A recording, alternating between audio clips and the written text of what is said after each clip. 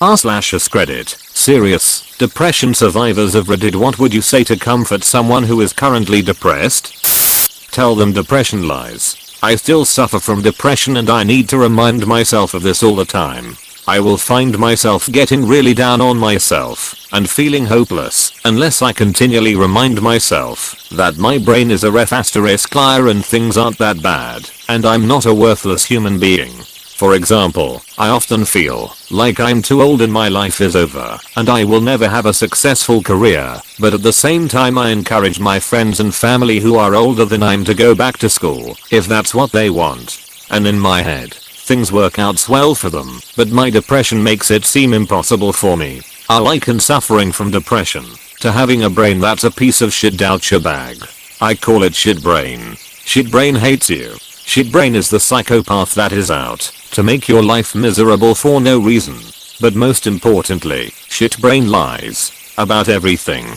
When shit brain tells you that you don't have the energy to get out of bed, it lies. It's just not true. When shit brain tells you that no one cares about you, it's a lie. And when shit brain tells you that you're always going to feel like this, it's the biggest lie of all. Depression is awful, but what makes it even more awful is the fact that your brain is out to make you miserable. If your brain is a shit brain, the best advice I can give to you is to get help from a professional, and remember that shit brain does nothing but tell lies. Stay strong and fight the shit brain. It's cliche, but try noticing the little things. For me it was my blue towels that got me to do this. The color blue in general. I like blue things, they make me happy. Blue shirts, earrings, comforter, blue PS4 controller. It isn't even liking the color so much as realizing I would like the color. I'll let myself enjoy it for no other reason than it was pleasing to me, and that was a damn fine reason to smile. So, I started with the color blue, and kept going from there. That was near the end of my major spell of depression, though. I also did the medication, and talking to people stuff, and it can help a lot too. In regards to that kind of thing, I'd say be honest with yourself about it. If you think you could need the help, get it. There is absolutely nothing wrong with seeking professional help in regards to counseling or medication. Wow, I really like how something so simple such as letting yourself enjoy the color blue and finding it pleasing helped you. Sometimes it's the little things that we overlook. I'm going to try this. Thank you. Adventures in Depression. This webcomic, from Hyperbole and a Half, illustrates what it's like to go through depression, and it is touching, brutal, and extremely funny. This, but absolutely also part 2, which completes the journey, and along the way, explains the impossibility of giving an answer to the question. Wow, this describes all the things that I could never explain. I hate when people comfort me. I hate when people compliment me. Why? 'Cause my head twists it all backwards. You wanna help someone with depression? Hang out with them. Don't try to fix them. Ask basic simple questions. Did you shower today? Did you eat something? Let's go to a movie. One thing a close friend said to me that really helped me pull through was, I'm not going to talk to you about anything, but I'm right here if you want to. Then he sat there and watched TV with me for almost 10 hours. Didn't say a word, made some food, and we just sat there. A few days later I was able to express to him everything and how much that day helped me. This is what I tried to do with my adult kids. Just do something without talking or addressing whatever bugged them. I used to take them on 1 to 2 day trips just out of town or out for a small shopping spree, but the downside was then it was expected every day or every weekend, and that's just too much. I don't make that much money. Plus I had things I wanted to do too, like go back to school and save for a house. When I stopped doing that, they equated that with me not caring anymore, when that's not the case at all, which in turn made things worse. It's hard to go from being under mom's roof to figuring out how you want your roof to work. Depression and anxiety play a huge part in how quickly a person can become functional on their own. Remember that you are suffering from an illness. It sounds strange, but during the worst of my depression I still subconsciously felt responsible for my suffering. I felt like there was just some solution out there, some way to end this nightmare, and that I had to keep trying and trying, and eventually it would be over. Only when I finally broke down and admitted that I was suffering from a mental illness and needed help could I actually take steps to make things better. People have a really hard time understanding the nature of mental illnesses like depression and anxiety, that they are at once feelings and illnesses. Many people think something is either physical and real or mental and not real, when the processes of our minds/brains are as real as anything else, whether they begin due to an internal physical cause or outside stress that the brain can't adapt to. I've only learned what not to say. One friend kept questioning me about it on the days when I couldn't hide it. You don't have anything to be depressed about. You've got it good. I do actively hide it, so when I confided to my cousin about why I haven't been working, he told me that I know people suffering from depression. You aren't depressed. When I tried to describe how it had been getting worse and starting to become disabling, he basically attributed it to laziness. I know how that is. Everywhere on the internet I see people suffering and children saving people and all that. So when I have one of the more serious episodes of depression, I'd think, these people have it much harder than I have. What right do I have to be depressed? Which only makes it worse.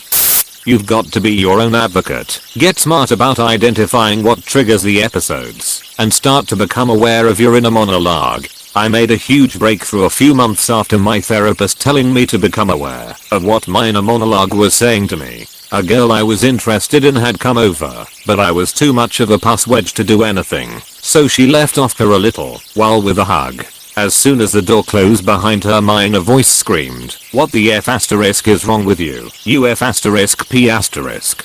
It was said with venom in the tone.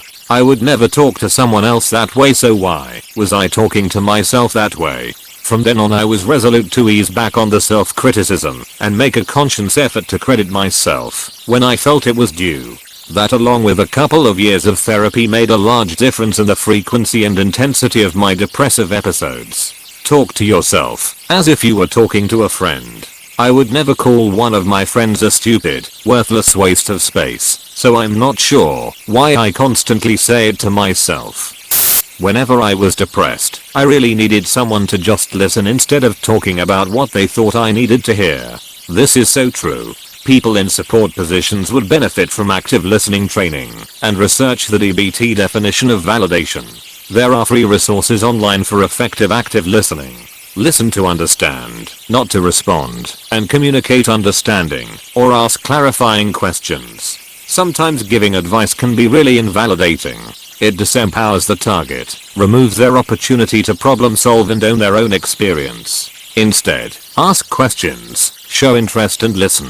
Ask them what they think they would like to try, and if they say they don't know, listen and reflect on how that uncertainty might feel. Let them know that, if they want input or ideas, that you're there to help, and otherwise that you'd like to listen and understand. Witness the experience. If you can, it might help them feel less alone and more able to tolerate the distress. It's okay to lie there for a second and cry a little if you need to, but get back up. It's the getting back up that matters. You can fall down 7 times if you get up 8. Know that I'm right here with you. A depressed person needs to know it's okay they feel bad. They likely already know how important it is to try to get better, but they need to feel it's okay to fail, as long as they keep trying. Lastly, they need to be reminded that they aren't alone and can count on others. I totally agree. Sometimes you have to allow yourself to be depressed. I usually allow myself one day of anything. Hiding under a blanket is usually the best. Then it's time to fight. Depression is a ruthless enemy and you cannot let it win. You have to fight, literally, for your life. When you feel like hiding away from the world, thinking it'll get better eventually, it doesn't. Waiting for it to go away is bullshit, and your own depression is trying to trick you into thinking like that, so it can stay. Depression for me is like an animal that hungers for my misery and emanates that misery in a vicious cycle. You have to do what's uncomfortable, step by step, focusing on good people around you, even if you want to ignore everyone and be alone. You don't necessarily have to talk to them about it, you just need to not be alone. So go do something with them, see a movie, get lunch. Don't let the monster take control of your life. It will never go away, you just need to learn to manage it. Thanks for this. I told a friend I haven't seen in more than a year that I'd meet him today, and I've been extremely uncomfortable about this all morning, thinking of ways to get out of it so I can stay in bed and be miserable. I'm gonna go there, no matter how shitty I think it's going to be. That's the spirit. You are doing a good job. I would also suggest posting this question in the /r/depression and /r/suicide watch. The first thing you do not want to say to is that everything is going to be okay or things will get better soon, something along those lines. As a person that has suffered from depression for years, those are some of the words I hate hearing. Give them your full attention and give them a shoulder to cry on. If they cannot tell you everything, do not try to force out of them, wait for them to tell you. It may be difficult to comfort them depending on their resistance to express themselves. Hug them if you have to. I would avoid /r/depression. The place is nothing but a downer fest, nothing really there to help you. Yep. /r/depression is a truly toxic place. For every one person offering advice, there are 5 others joining you in mutual misery, helping affirm your depressing views about the world.